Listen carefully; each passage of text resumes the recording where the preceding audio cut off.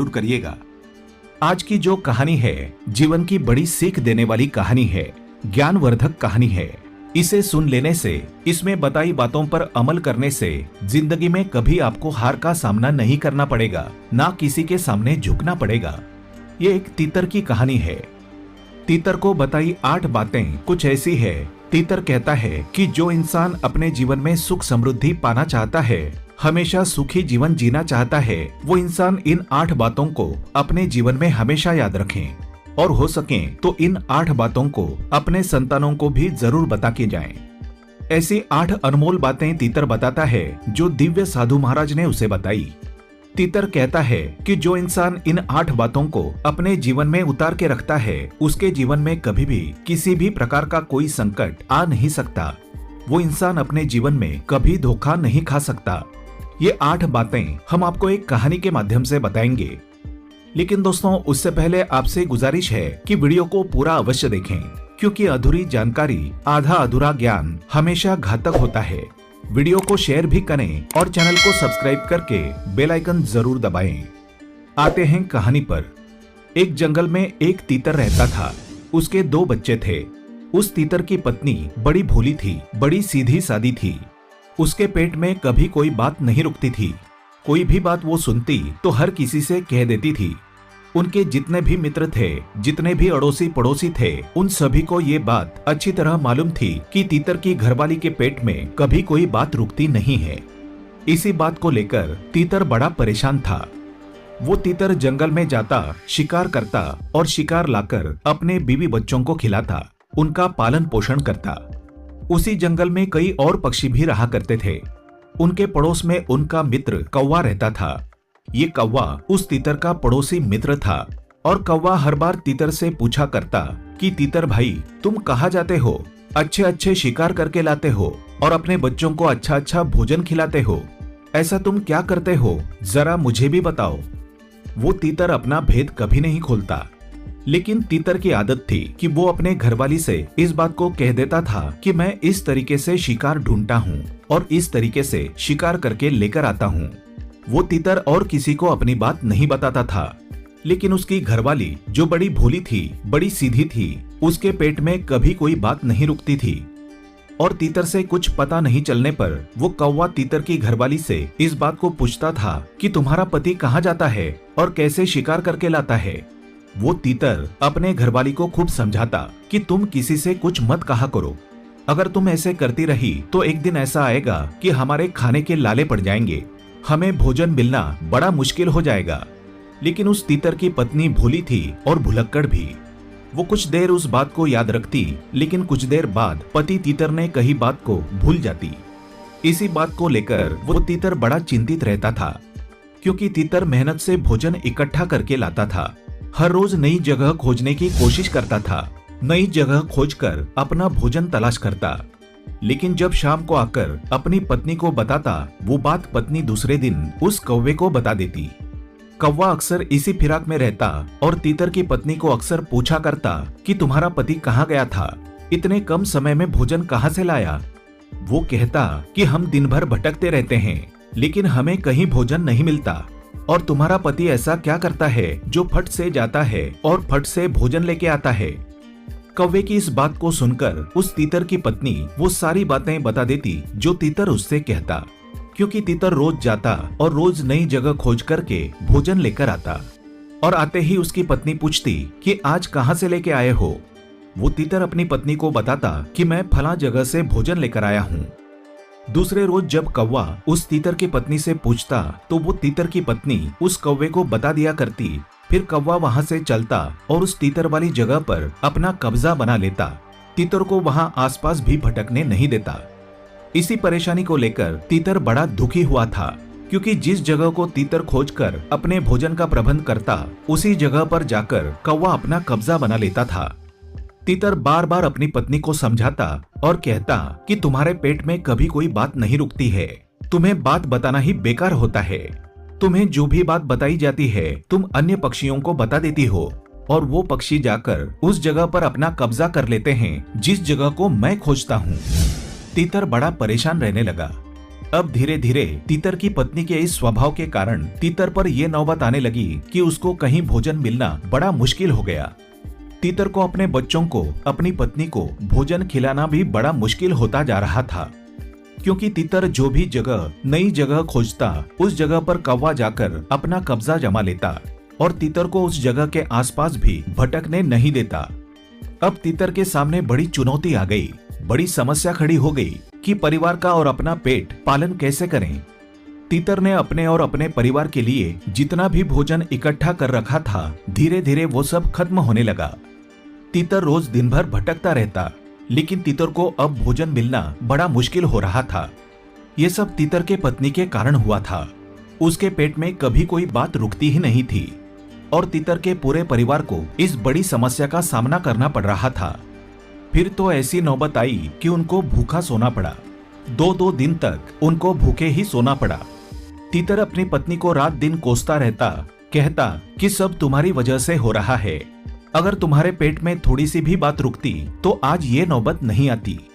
तीतर की पत्नी तीतर से कहती, देखो जी, मुझ पर चिल्लाने की कोई जरूरत नहीं है। अगर आपकी क्षमता नहीं है हमारा पेट पालने की तो आप वैसा बता दीजिए, फालतू में आप मुझ पर दोष मढ़ते हो। तीतर इस बात को लेकर बड़ा परेशान हो गया और दिन भर भटकता भटकता एक साधु के आश्रम में पहुंच गया। साधु के आश्रम में पहुंचकर साधु को प्रणाम करके वहां चुप होकर बैठ गया। जब साधु ने उस तीतर को देखा कि तीतर बड़ा शांत बैठा है, साधु सोचने लगा कि इस तीतर के जीवन में कोई बड़ी समस्या है, कोई बड़ी परेशानी है। वो साधु उस तीतर के पास गया और तीतर से पूछने लगा कि तीतर, तुम्हारी ऐसी कौन सी समस्या है जो तुम इतने परेशान बैठे हो? लगता है कोई गंभीर समस्या है। तीतर ने साधु महाराज को प्रणाम किया और साधु को वो सारी घटनाएं सुनाई। तीतर कहने लगा, साधु महाराज, मेरी पत्नी के कारण मुझे ये दिन देखने पड़ रहे हैं। मैं हर रोज नए भोजन की खोज करता और अपने परिवार का पालन पोषण करता था, लेकिन जब मैं भोजन लेकर शाम को घर जाता तो मेरी पत्नी मुझसे पूछा करती कि आज भोजन कहाँ से लेकर आए हो, और मैं अपनी पत्नी को वो सारी बातें बता देता था। मैं यही सोचता था कि मेरी पत्नी मेरी जीवन संगिनी है और पत्नी से किसी भी बात का भेदभाव नहीं रखना चाहिए।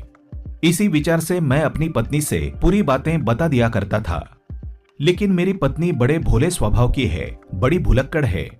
पड़ोसी कौवा मेरी पत्नी से आके पूछता था कि तुम्हारा पति क्या करता है और कहां से भोजन लेकर आता है। मेरी पत्नी वो सारी बातें उस कौवे को बता दिया करती थी। दूसरे दिन वो कौवा जाकर उस स्थान पर अपना कब्जा जमा लेता था और हमसे कहता था कि यहाँ तुम्हारा आना मना है। हमें उस जगह पर भटकने भी नहीं देता था। इसी वजह से आज मेरी पत्नी के कारण ये नौबत आ गई है कि हमें एक समय का भोजन मिलना भी बड़ा मुश्किल हो रहा है। मेरे बच्चे भूखे बैठे हैं। इसी चिंता को लेकर मैं बड़ा दुखी हुआ हूँ। वो साधु महाराज तीतर से कहते हैं कि ये तुम्हारी मूर्खता है। जब तुम्हें ये मालूम है कि तुम्हारी पत्नी भुलक्कड़ स्वभाव की है, सीधी है, भोली है और उसके पेट में कभी कोई बात नहीं रुकती, तो तुम्हें ऐसी कोई बात उसको बतानी ही नहीं चाहिए जो तुम्हारे मतलब की हो। और जिस बात को किसी को बताने से तुम्हारा बुरा हो जाए, ऐसी बात को आप हमेशा अपने तक ही सीमित रखें।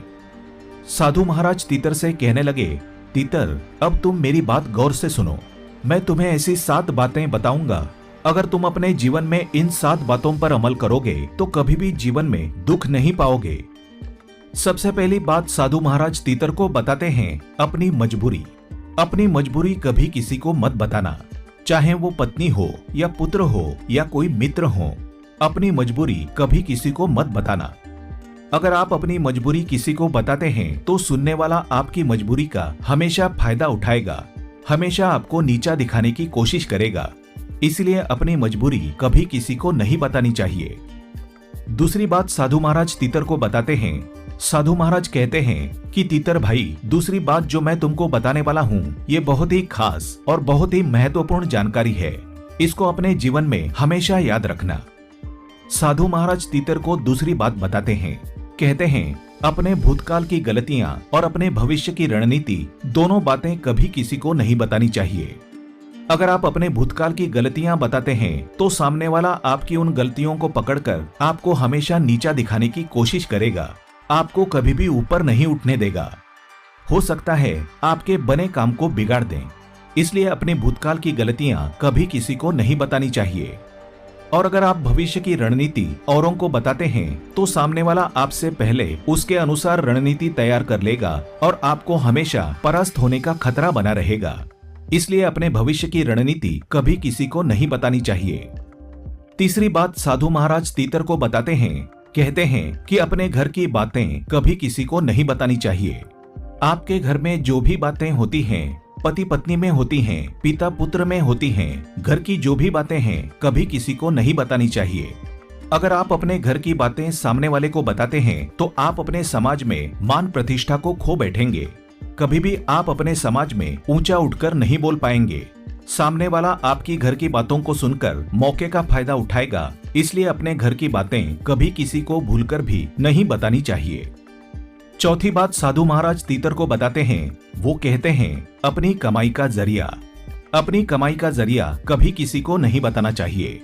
आप कहां से कमाई कर रहे हैं, कहां से भोजन का इंतजाम करते हैं, किसी को बताना नहीं चाहिए। अगर आप अपनी कमाई का जरिया सामने वाले को बताते हैं तो हो सकता है आपकी कमाई का जरिया खत्म ही हो जाए और सामने वाला तुम्हारी कमाई पर जाकर अपना अधिकार जमा ले। दर्शकों, जिस तरीके से उस तीतर के साथ हो रहा है कि तीतर रोज नई जगह खोजता है और उस जगह पर जाकर कौवा अपना कब्जा जमा लेता है, इसी तरीके से अगर आप कमाई का जरिया सामने वाले को बताते हैं तो हो सकता है सामने वाला आपकी कमाई के जरिए पर अपना अधिकार जमा ले और आपकी कमाई का जरिया ही खत्म हो जाए। इसलिए अपनी कमाई का जरिया कभी किसी को बताना नहीं चाहिए। आप क्या करते हैं, क्या नहीं करते हैं, कभी किसी को नहीं बताना चाहिए। को नहीं बताना चाहिए। पांचवी बात साधु महाराज तीतर को समझाते हैं, कहते हैं कि अपनी कमजोरी और अपनी ताकत ये भी किसी को नहीं बतानी चाहिए। अगर आप अपनी कमजोरी बताते हैं तो सामने वाला आपकी कमजोरी का फायदा उठाएगा और अगर आप अपनी ताकत बताते हैं तो सामने वाला आपकी ताकत का तोड़ निकाल सकता है, आपकी ताकत को खत्म कर सकता है। इसलिए अपनी कमजोरी और अपनी ताकत भी किसी को नहीं बतानी चाहिए। कितना भी घनिष्ठ मित्र हो, कितनी भी नजदीकियां हो, अपनी कमजोरी और अपनी ताकत कभी भी किसी को नहीं बतानी चाहिए। छठी बात साधु महाराज उस तीतर को कहते हैं कि कभी भी जीवन में अपने मित्र और अपने शत्रुओं के बारे में किसी को नहीं बताना चाहिए। अगर आप किसी को बताते हैं कि फला आदमी मेरा मित्र है तो हो सकता है भविष्य में सामने वाला आपकी मित्रता ही खत्म कर दें और आपके मित्र को आपका ही शत्रु बना दें। इसलिए अपने मित्र के बारे में कभी किसी को ना बताएं। और अगर आप अपने शत्रुओं के बारे में किसी को बताते हैं तो हो सकता है सामने वाला आपके शत्रु से जा मिले और आपके शत्रु का बल और भी अधिक हो जाए। इससे आपको ही अधिक खतरा हो सकता है। इसलिए कभी भी कोई भी संकट आ जाए, कैसी भी मजबूरी आ जाए, लेकिन कभी भी अपने मित्र और शत्रुओं के बारे में किसी को भी नहीं बताना चाहिए। सातवीं बात साधु महाराज बताते हैं, तीतर भाई गौर से सुनिए, दिया हुआ दान कभी भी किसी को नहीं बताना चाहिए। अगर आप दाएं हाथ से दान देते हैं तो बाएं हाथ को भी पता नहीं चलना चाहिए। अगर आप दिए हुए दान के बारे में किसी दूसरे को बताते हैं, अपनी बढ़ाई के चक्कर में बताते हैं, अपनी डींगे हाँकने के चक्कर में दिए हुए दान को किसी अन्य को बता देते हैं तो आपका दिया हुआ दान व्यर्थ चला जाएगा और उसका आपको कोई फायदा नहीं मिलेगा। इसलिए दान के बारे में कभी किसी को नहीं बताना चाहिए। तो ये 7 बातें साधु महाराज ने तीतर को समझाई। तीतर के मन में 7 बातें बिल्कुल बैठ गई। तीतर ने उन बातों पर अमल कर लिया। फिर धीरे धीरे तीतर ने अपनी पत्नी को बातें बताना बंद कर दिया। उसके बाद तीतर का जीवन पहले जैसा सुखमय हो गया। तीतर अपना जीवन सुख से व्यतीत करने लगा। आप भी अपना जीवन सुखमय तरीके से व्यतीत करने के लिए इन बातों को अपना लें। उम्मीद करते हैं आपको कहानी पसंद आई होगी। ऐसी ही अच्छी सीख दिलाने वाली कहानियां सुनने के लिए चैनल को सब्सक्राइब करें, बेल आइकन को प्रेस करें। धन्यवाद।